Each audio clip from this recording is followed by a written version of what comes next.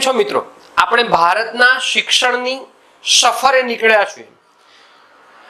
ભારતનું શિક્ષણ તબક્કા વાઇઝ કઈ રીતે આગળ વધ્યું એની ચર્ચા કરી રહ્યા છીએ.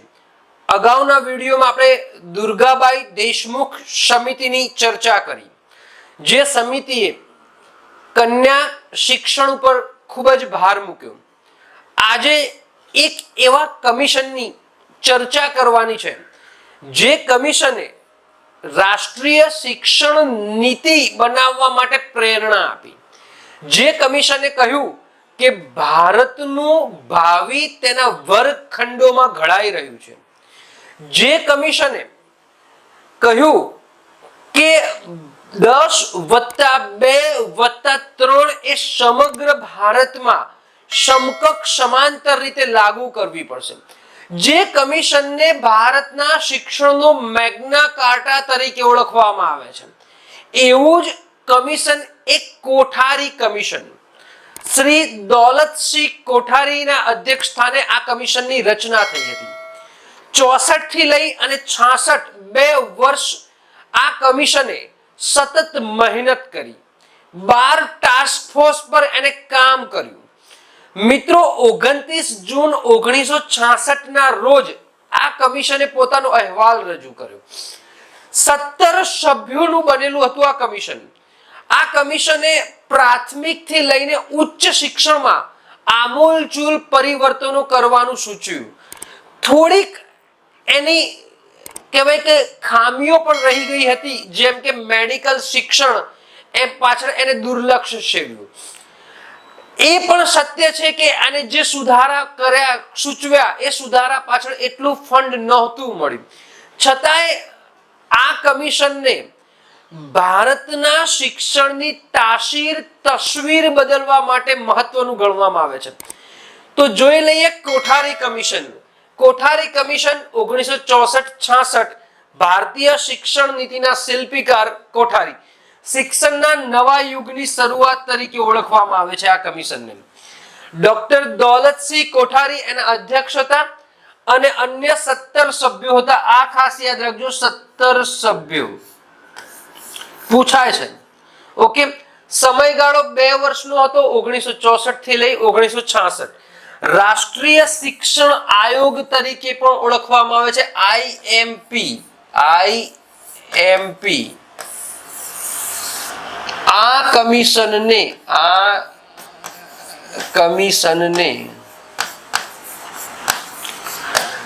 રાષ્ટ્રીય શિક્ષણ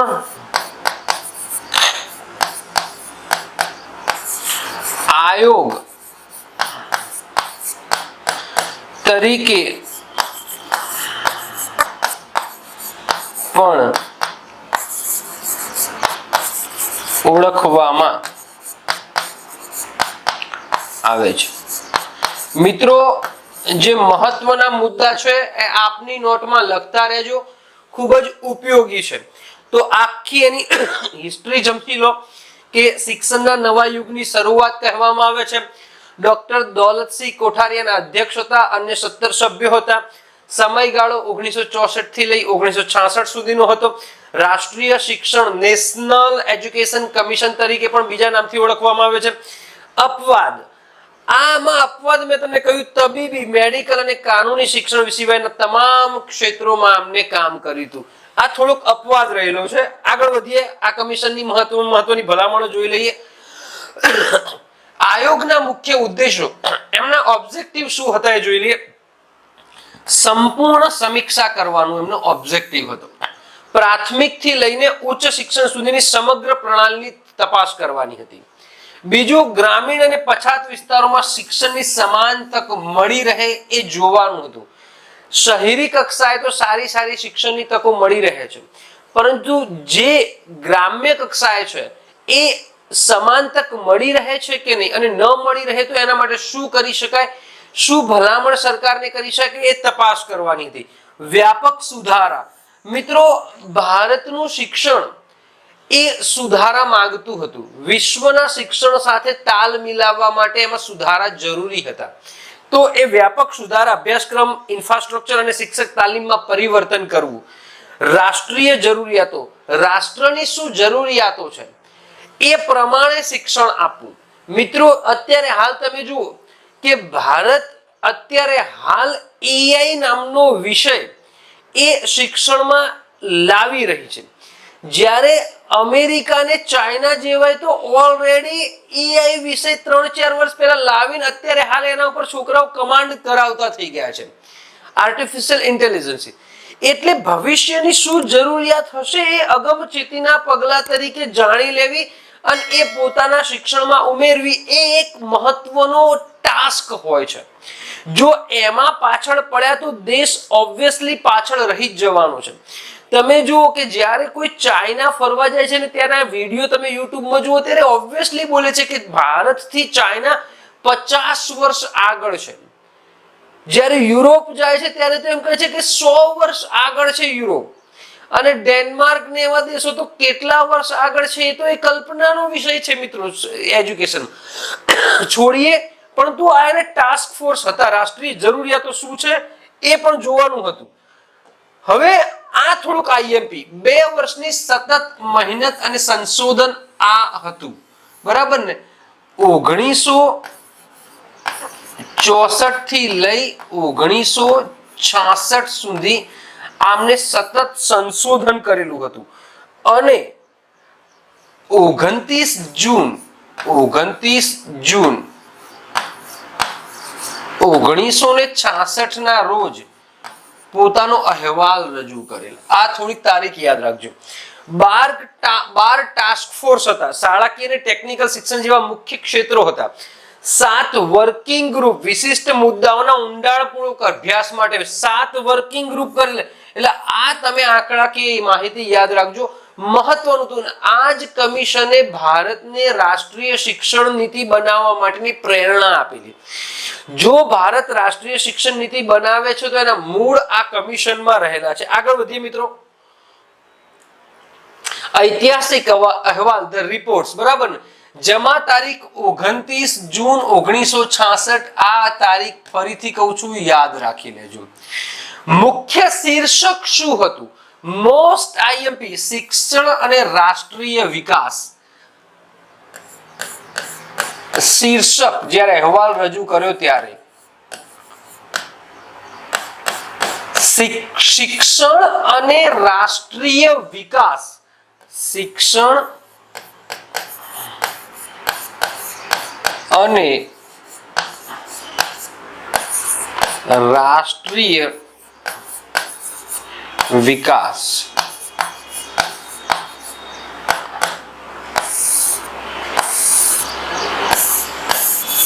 મોસ્ટ આઈએમપી છે, હજી કહું છું, આ નોંધી લેજો. આ શીર્ષકથી એને અહેવાલ રજૂ કર્યો હતો. હવે એને 4 મુખ્ય ભાગોમાં અહેવાલને વહેંચવામાં આવ્યો હતો. એક હતો જનરલ ઇસ્યુ, કે સામાન્ય મુદ્દાઓ કયા કયા છે. બીજું હતું શિક્ષણના તબક્કા, કેમ કે સ્ટેજ ઓફ એજ્યુકેશન, એના તબક્કા કયા કયા હોય. ત્રીજું તો ભલામણો અને કાર્યક્રમો, અમે રિકમેન્ડેશન કઈ કરીએ છીએ એ મુદ્દો હતો. અને વધારાના દસ્તાવેજો, જે એક્સ્ટ્રા દસ્તાવેજો તે. એટલે આ 4 મુખ્ય અહેવાલના મુખ્ય 4 ભાગો હતા. સામાન્ય મુદ્દાઓ, જનરલ ઇસ્યુઝ, શિક્ષણના તબક્કાઓ, સ્ટેજ ઓફ એજ્યુકેશન, ભલામણ અને કાર્યક્રમ, કહેવાય રિકમેન્ડેશન અને પ્રોગ્રામ, અને વધારાના દસ્તાવેજો, એડિશનલ પેપર્સ, એ હતા. આ 4 મહત્વના એના પિલર્સ ઉપર આખા અહેવાલ આપ્યો હતો. જોઈ લઈએ અહેવાલના 4 મુખ્ય સ્તંભ. કયા 4 મુખ્ય સ્તંભ હતા જેના ઉપર આ ઈર્દ ગીર્દ અહેવાલ હતો? તો એક મૂલ્યોનો વિકાસ. મિત્રો તમે ગમે એટલું શિક્ષણ મેળવી લો, તમારા દેશમાં ગમે એટલી ટેકનોલોજી આવી જાય, પણ એ શિક્ષણ મૂલ્યલક્ષી ન હોય તો શું? હું વારંવાર કહું છું કે એવા કેટલાય આતંકવાદીઓ છે કે જે એન્જિનિયર છે, ડોક્ટર છે, પરંતુ તકલીફ એ છે કે એમને નોલેજ હાઈ લેવલનું આપ્યું છે, પરંતુ મૂલ્યલક્ષી શિક્ષણ નથી આપ્યું.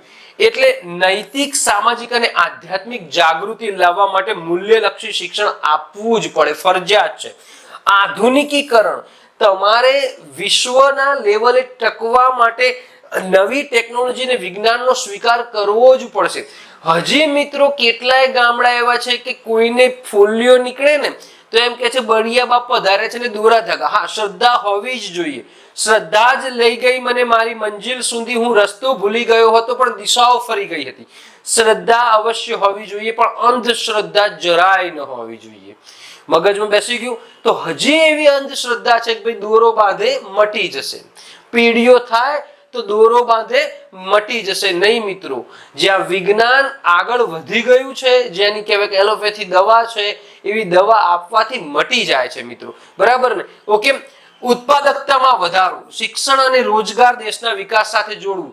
મિત્રો, જે દેશનું ઉત્પાદન વધશે, સરપ્લસ થશે અને એ નિકાસ કરશે તો વિદેશી હુંડિયામણ આવશે અને દેશ વિકસિત બનશે. તો તમારે એવું શિક્ષણ આપવું કે જે ભારતના લોકોની તો જરૂરિયાત પૂર્ણ કરી શકે પરંતુ એ નિકાસ કરી શકે. એટલે શિક્ષણને ઉત્પાદકતા સાથે જોડી દેવું. સમજો, તમે ચીલા ચાલુ એ ખેતી કરો અને તમારે ઉત્પાદન તમારા ઘરનું ન થાય તો એ ખોટું પડે છે. પરંતુ તમે આધુનિક પદ્ધતિથી, ટેકનોલોજીથી ખેતી કરો તો ઉત્પાદનમાં બમણો વધારો થશે. તમારું તો જીવન નિર્વાહ ગુજરશે, તમે વેચશો. બરાબર? ઓકે. રાષ્ટ્રીય અને સામાજિક એકતા, કોઈ પણ ભેદભાવ વિના સૌ સમાન છે.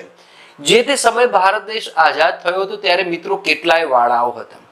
તો ભેદભાવ વિના રાષ્ટ્રીય અને સામાજિક એકતા રાખવા માટેનું પણ શિક્ષણ આપવું પડશે.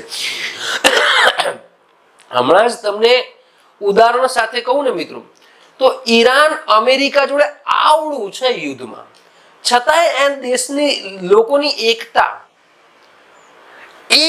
એવો અમેરિકા માટે પડકાર બની ગઈ છે ને કે એને તોડી શકાય, હવે ભેદી શકાય એવું નથી. અમેરિકા ઘૂંટણીએ પડ્યું છે કે હવે મહાસત્તા એવું પણ કહી શકાય છે. તો એ દેશની એકતા, અમેરિકા એવું માનતું હતું કે એક બે બોમ્બ ગોળા નાખીશું તે ત્યાં સત્તા પરિવર્તન થઈ જશે. નહીં, પણ એવું ન થયું. એને કહેવાય કે એકતા બતાવીએ લોકોએ. ઓકે, આગળ વધીએ.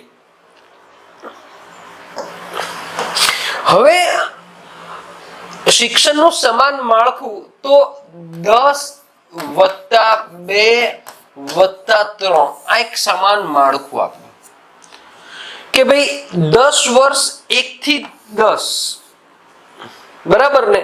પ્રાથમિક અને માધ્યમિક જે અત્યારે હાલ ચાલે છે, પણ આપણે શું કર્યું છે 6+ કરી દીધું છે. બરાબર? કહેવાય 8 પ્રાથમિકમાં લાવી દીધું, પછી 2. પરંતુ આ સિસ્ટમ એ જ કહે છે કે ભાઈ 10 પછી 2 વર્ષ ઉચ્ચતર અને 3 વર્ષ કોલેજ એટલે કે સ્નાતક. ઓકે. તો 10+11-12 અને 3 વર્ષ સ્નાતક કોલેજ એટલે બેચલર્સ. એટલે આ માળખું એને આપ્યું હતું અને એ માળખા પ્રમાણે જ અત્યારે હાલ પણ ભારતનું શિક્ષણ ચાલી રહ્યું છે. ત્રિભાષા સૂત્ર. મિત્રો, ત્રિભાષા સૂત્ર જે તે સમયે કહેવાય કે એ દેશની જરૂરિયાત હતી. એક માતૃભાષા, એક રાષ્ટ્રભાષા અને એક વિશ્વ લેવલની એ જે તે સમયે જરૂરિયાત હતી અંગ્રેજી ભાષા. અત્યારે હાલ પણ એનઈપી 2020 એવું કહ્યું છે કે અંગ્રેજી ભાષા પરનું પ્રભુત્વ વધારવું પડશે મિત્રો. એ જરૂરિયાત છે દેશની. ઓકે. તો અંગ્રેજી, ઇંગ્લિશ આંતરરાષ્ટ્રીય જોડાણ માટે, કારણ કે વિશ્વના કોઈ પુસ્તકો જોડાણ કરવું હોય તો એ માતૃભાષા અથવા પ્રાદેશિક મધર ટંગ. અહીં ગુજરાતમાં ગુજરાતી છે તો મહારાષ્ટ્રમાં મરાઠી છે. રાજ્યની સત્તાવાર ભાષા, ઓફિશિયલ લેંગ્વેજ કહેવાય કે સ્ટેટની ઓફિશિયલ લેંગ્વેજ. અહીંયા રાષ્ટ્ર ભાષા નહીં, રાજ્યની સત્તાવાર ભાષા કહ્યું. કારણ કે તમે જો કચ્છીમાં જો તો કચ્છી ભાષા અલગ પડે છે મિત્રો. ત્યાં સરકારી શિક્ષકને કચ્છી ભાષાનું ટ્રેનિંગ આપે છે, કારણ કે અમુક શબ્દો બાળકોના શિક્ષકોને સમજ નથી પડતી, શિક્ષકો બોલે છે બાળકો માટે. તો કહેવાય કે મિડલ કોમ્યુનિકેશન માટે કહેવાય કે એક વચ્ચેનું બનાવ એને ટ્રેનિંગ આપવામાં આવે છે કચ્છી ભાષામાં. એટલે આ પણ યાદ રાખજો, એમને ત્રિભાષીય સૂત્ર આપ્યું હતું. કઈ ત્રિભાષીય સૂત્ર? એક આંતરરાષ્ટ્રીય ભાષા અંગ્રેજી, માતૃભાષા અથવા પ્રાદેશિક ભાષા અને એક રાજ્યની ભાષા સત્તાવાર ભાષા. બરાબર? ઓકે. 6 થી 14 વર્ષના બાળકને ફરજિયાત શિક્ષણ કરી દીધું મફત. આ મિત્રો પાયો તો જુઓ ભારતનો. જે વિચારણા છે અત્યારે હાલ કહેવાય કે આરટી માં લાગુ થઈ હતી. આરટી રાઈટ ટુ એજ્યુકેશનમાં, બરાબર, સૌને માટે સમાન અને મફત શિક્ષણ, આ ઉંમરના તમામ બાળકો માટે મફત અને ફરજિયાત શિક્ષણની ઐતિહાસિક ભલામણ કરી હતી. ભલામણ તમે જુઓ, કોઈ પણ બેકગ્રાઉન્ડના ભેદભાવ વિના દરેક બાળકને એક જ છત નીચે શીખવાનો સમાન અધિકાર મળી રહે છે. એટલે આ જે છે ને 6 થી 14 વર્ષનું તો કોઠારી કમિશને પણ કીધું મફત અને ફરજિયાત સમાન તક સાથે. આગળ વધીએ.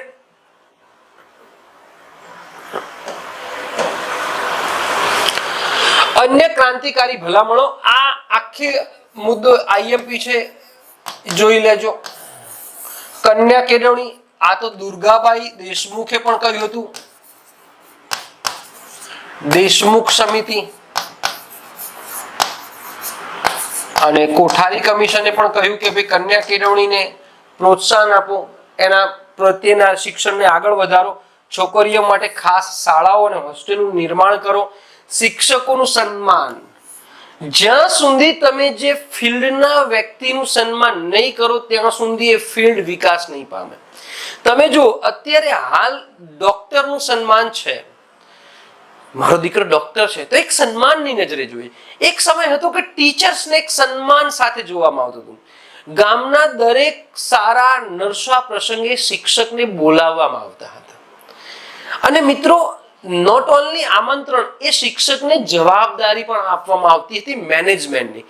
કોઈ ઘરે લગ્ન છે તો શિક્ષક ઉપર વિશ્વાસ રાખીને કહેવામાં આવતું હતું કે તું ભાઈ જમણવારનું જોઈ લેજે, અને શિક્ષકે તમે ચિંતા ના કરો, તમે તમારા પ્રસંગમાં રહો, તમારો જમણવાર સુંદર રીતે પતી જશે. આવો આમ છાતી ઠોકીને કે શિક્ષક કહી શકતો હતો, કારણ કે એને સન્માન સાથે કહેવામાં આવતું હતું. પરંતુ અત્યારે આમંત્રણ પણ ચૂકવાઈ ગયું છે. ગામનો શિક્ષક, ગામની શાળાનો શિક્ષક ગામ જોડે તાદાત્મ્ય નથી રાખી શક્યો, અને જો તાદાત્મ્ય નથી રાખી શકતો તો એ શિક્ષણ ઉપર કહેવાય કઠોરાઘાત છે. તો શિક્ષકોનું સન્માન, તો સન્માન માટે શું હોવું જોઈએ? તો શિક્ષકોનો પગાર વધારો. તો યુવા પેઢી શિક્ષક બનવા માટે પ્રેરાશે, એને એવી ટ્રેનિંગ આપો કે ભાઈ એ વિશેષ વ્યક્તિ તરીકે સાબિત થાય. બરાબર, તાલીમમાં સુધારો કરો, મુખ્ય વિષયો પર ભાર, વિજ્ઞાન, ગણિત અને સામાજિક અભ્યાસને ફરજિયાત બનાવો. મિત્રો, તમે જુઓ કે અત્યારે હાલ પણ પૂછવામાં આવે કે તું ટીચર છે તો કયા વિષયનું? તો પેલો કે મેથ સાયન્સ, તો કે સન્માનની નજરે જોવામાં આવે કે કયા વિષયનું? તો અંગ્રેજીનું. અરે વાહ! જ્યારે માતૃભાષાનો જ શિક્ષક કહે કે ગુજરાતી વિષય, અરે કેટલાય છે, વેઇટિંગ લિસ્ટ ઊભું થાય છે. એટલે જ્યાં સુધી તમે સન્માનની નજરે નહીં જુઓ ને ત્યારે સુધી એ વ્યક્તિને આત્મસન્માન નહીં મળે. ઓકે, વ્યવસાયિક શિક્ષણ, વોકેશનલ, આધુનિક અર્થતંત્ર માટે ટેકનિકલ સંસ્થાઓની યુનિવર્સિટીનો વિકાસ, આઈટીઆઈ, વ્યવસાયિક શિક્ષણ આપો. મિત્રો, એક ટ્રેન્ડ હતો આઈટીઆઈ નો, ડિપ્લોમાનો, બરાબર ને, એ તરત જ નોકરી આપતું હતું. જેવું તમે બહાર પડો અને તરત તમને નોકરી મળી જતી હતી. પરંતુ કદાચ હવે ટ્રેન્ડ ટ્રાન્સફર થઈ રહ્યો છે, આવશે ફરીથી, કારણ કે ટેકનિકલી શિક્ષણનો કોઈ સ્કોપ નથી. આગળ વધીએ.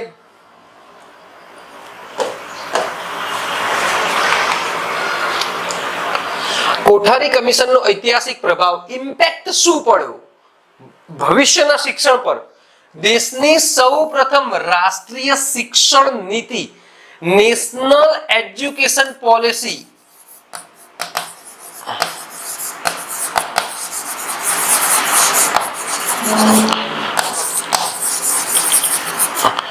એ આ કોઠારી કમિશનને લીધે આવી. સરકારને એક અહેસાસ થયો કે એક એવી રાષ્ટ્રીય પોલિસી લાવવી પડશે, કારણ કે આ કમિશને માળખું જે 10+2+3 આપ્યું, રાષ્ટ્ર લેવલે કેવી ઇમ્પ્લિમેન્ટ કરવાનું કીધું. તો એ પરથી લાગ્યું કે હવે રાષ્ટ્ર લેવલની શિક્ષણ નીતિ પણ હોવી જોઈએ. બીજું, આખા ભારતે 10+2+3 નું માળખું સ્વીકાર્યું. 6 થી 14 વર્ષના બાળકો માટે શિક્ષણ મૂળભૂત અધિકાર બને, ફંડામેન્ટલ રાઇટ્સમાં એડ થયો 21A માં. બરાબર, પહેલા ડીપીએસપી માં હતું, directive principal of state policy, રાજ્ય નીતિના માર્ગદર્શક સિદ્ધાંતોમાં હતું. પરંતુ હવે એને ઉઠાવીને ક્યાં લાવી દીધું? કહેવાય કે ભાગ 3 માં મૂળભૂત અધિકારોમાં લાવી દીધું મિત્રો. અને અધિકાર બન્યો એટલે કઈ પોલિસીના કારણે, કઈ સમિતિના કારણે આ પ્રેરણા મળી? તો કોઠારી કમિશન. શિક્ષકોના પગાર ધોરણ સુધર્યા અને લોકોની નજરે ચડ્યા શિક્ષકો. તમે જુઓ, શિક્ષકોના પગાર ધોરણો સુધર્યા, પરંતુ મિત્રો દુઃખ જ એ વાતની છે, ભલે તમને ગમે તેવું લાગે શિક્ષકો બહુ પગાર લે છે, સચિવાલયમાં ક્લર્ક તરીકે નિમાયેલો વ્યક્તિ એસો સુધી પહોંચી શકે છે પ્રમોશનથી, પણ શિક્ષણ વિભાગમાં શિક્ષક બનેલો વ્યક્તિ ને કોઈ પ્રમોશન હોતું નથી. હા, પગાર તગડા છે, સ્વીકારી લઈએ, બીજી કેડર જેટલા પગાર છે, પણ સત્તા એ જ છે. શિક્ષક તરીકે લાગે છે તો શિક્ષક તરીકે રિટાયરમેન્ટ થાય છે, એને કોઈ પ્રમોશન નથી. ઓકે, એટલે તમે બીજું પક્ષ પણ જોજો, એની સત્તામાં કોઈ વધારો નથી થતો. હા, પગાર નથી, તમે જુઓ છો. એટલે આ નજરિયો કેન્દ્રીય બોર્ડ અને સ્ટેટ બોર્ડની વ્યવસ્થા ઊભી થઈ. 1986 માં ઉચ્ચતર માધ્યમિક બોર્ડની રચના થઈ. એને કેન્દ્રીય બોર્ડ, એક કેન્દ્રનું બોર્ડ હશે અને એક સ્ટેટનું બોર્ડ હશે, એક ઊભી થઈ અને 1986 માં ઉચ્ચતર માધ્યમિક બોર્ડની રચના થઈ. આગળ વધીએ. અમલીકરણમાં મર્યાદાઓ, લોફોલ શું રહી ગયા? કઈ મર્યાદાઓ હતી? તો ભારે ભંડોળની જરૂર હતી. આયોજન ઉત્તમ હતું, પણ પૂરતા નાણાં અને ઇન્ફ્રાસ્ટ્રક્ચરનો અભાવ હતો, કારણ કે આ રાષ્ટ્રવ્યાપી હતું. 10+2 એટલે કે નાણાં, પૈસા ખૂટ્યા હતા. કેન્દ્રીય મોડેલ, ભારતની વિશાળ ભાષાકીય અને પ્રાદેશિક વિવિધતાને પૂરતો ન્યાય ન મળ્યો. ભારતમાં મિત્રો 12 ગવ્ય બોલી બદલાય છે, એની અલગ અલગ પરિકલ્પનાઓ છે પ્રદેશ વાઇઝ. તો આ કેન્દ્રીય મોડેલને કહેવાય કે પ્રાદેશિક વિવિધતાને પૂરતો ન્યાય ન મળ્યો. માળખા પર વધુ ભાર, ખરેખર બાળકો કેટલું શીખ્યા? લર્નિંગ આઉટકમ તેના કરતા માત્ર સિસ્ટમ અને માળખા પર. મિત્રો આ અત્યારે સુધારવાનો સરકાર પ્રયત્ન કરે છે. આના માટે એક શબ્દ છે અધ્યયન નિષ્પત્તિ. અધ્યયન નિષ્પત્તિ એને એલો તરીકે ટૂંકા લર્નિંગ આઉટકમ તરીકે ઓળખવામાં આવે છે. બાળક પાઠ ભણી લીધો, બાળકે પાઠ શીખી લીધો, બાળકે પાઠના બધાના ગોખણપટ્ટી કરીને જવાબે પણ આપી દીધા, પણ આ પાઠમાંથી લર્નિંગ આઉટકમ શું થયું? તો એ 0 બતાવે તો એ સમજી લેવાનું કે એ ઉપયોગી નથી રહ્યું. એટલે કે અહીંયા બાળક કેટલું શીખ્યા, ખરેખર કેટલું શીખ્યા તેના ઉપર કોઈ જ ધ્યાન ના આવ્યું. સિસ્ટમ અને માળખા ઉપર જ ધ્યાન આપવામાં આવ્યું. ઉચ્ચ શિક્ષણનું ફંડિંગ, યુનિવર્સિટી માટે ભંડોળનો કોઈ સચોટ રોડ મેપ ન હતો. અને મેં તમને કીધું હતું કે મેડિકલ અને વકીલના કહેવાય કે ક્ષેત્રમાં આને ધ્યાન નહોતું આપ્યું. આ એલો વાળી પદ્ધતિ અહીંથી આવી કે ભાઈ બાળક પેપરમાં કેટલા માર્ક્સ લાવે છે જરૂરી જ નથી, ગોખણપટ્ટીથી લાવે, પણ એ ભણેલા શિક્ષણનો એપ્લાય ક્યાં કરે છે? હવે બાળકને તમે અક્ષાંશ રેખાંશ ભણાવી દો છો, બાળક અક્ષાંશ રેખાંશના બધા જ પ્રશ્નો આપી દે છે, પરંતુ તમને ઉષ્ણકટિબંધમાં વિશ્વમાં સૌથી વધુ વરસાદ પડે છે, જો એ બાળક ન કહી શકે તો લર્નિંગ આઉટકમ નથી મળ્યું એવું સાબિત થાય છે. જોઈ લે નિષ્કર્ષ શું છે? આધુનિક શિક્ષણનો મજબૂત પાયો નંખાયો હતો, બરાબર ને? કહેવાય કે જે હવે જરૂરિયાત છે શિક્ષણને પાયો નંખાયો હતો, કારણ કે એનાથી જ રાષ્ટ્રીય નીતિ આવી. કોઠારી કમિશનને શિક્ષણનું મેગ્ના કાર્ટા તરીકે ઓળખવામાં આવે છે, IMP, બરાબર ને? કે શિક્ષણનો મૂળભૂત અધિકાર આમને આપ્યો. ભારતનું ભવિષ્ય તેના વર્ગખંડમાં ઘડાઈ રહ્યું છે એ આ કમિશને કીધું. IMP દોલતસિંહ કોઠારીએ કીધું. કોઠારી કમિશન માત્ર કાગળ પરનો એક અહેવાલ ન હતો, આધુનિક લોકશાહીને સમાન ભારતીય શિક્ષણ વ્યવસ્થાનો નકશો, બ્લુપ્રિન્ટ હતો.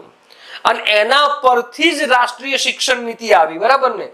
આજે તમે જે શાળામાં ભણો છો, જે માળખામાં પરીક્ષા આપો છો, તે બધું જ આ ઐતિહાસિક કમિશનની ભેટ છે. આજે તમે જે માળખામાં ભણો છો, 10+2+3 જે પરીક્ષા આપો છો, એ આ કમિશનની ભેટ છે મિત્રો. આ કમિશને જ સૌ પ્રથમ સૂચવ્યું કે બાળક કેટલું ભણ્યા એ મહત્વનું નથી, કેવું ભણ્યા એ મહત્વનું છે. બાળકને રટણ કરીને પરીક્ષામાં 100 થી 100 માર્ક્સ લાવી દીધા છે તો એમ ન સમજો કે એ દેશ માટે એ કહેવાય કે યોગ્ય છે. નહીં, લર્નિંગ આઉટકમ સિદ્ધ કરો, અધ્યયન નિષ્પત્તિ સિદ્ધ કરો. બાળકને ચોપડામાં બધે બધું સમજાવી દેવામાં આવે કે આ આંખ છે, ડોક્ટર બનાવે આંખનું ચિત્ર પણ જો પણ કોઈ આંખમાં તકલીફ થાય અને એ આંખનો ડોક્ટર તકલીફ સોલ્વ આઉટ ન કરે તો એ બધું શિક્ષણ પાણીમાં છે. લર્નિંગ આઉટકમનો વિચાર કોઠારી કમિશને આપ્યો. તો મિત્રો મળીએ છીએ આવા જ નેક્સ્ટ મુદ્દા સાથે. ત્યાં સુધી બાય.